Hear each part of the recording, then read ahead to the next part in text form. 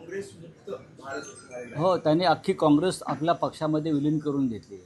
भ्रष्ट, कारस्थानी, कपटी असं जे काही त्यांनी शब्द वापरले ना, भ्रष्ट, कारस्थानी, कपटी, ही सगळी काँग्रेस सध्या भारतीय जनता पक्षामध्ये त्यांनी सामील करून घेतलेली आहे.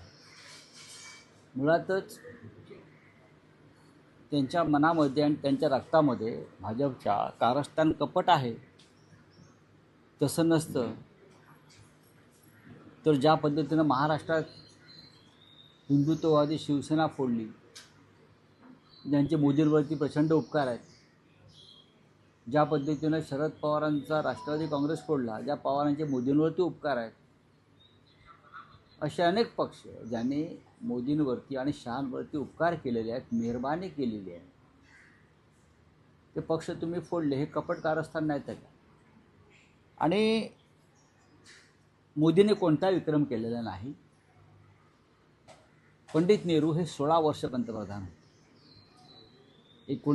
15 ऑगस्ट 1947 पासून इलेक्टेड प्राईम मिनिस्टर. का असतं इलेक्टेड प्राईम मिनिस्टर?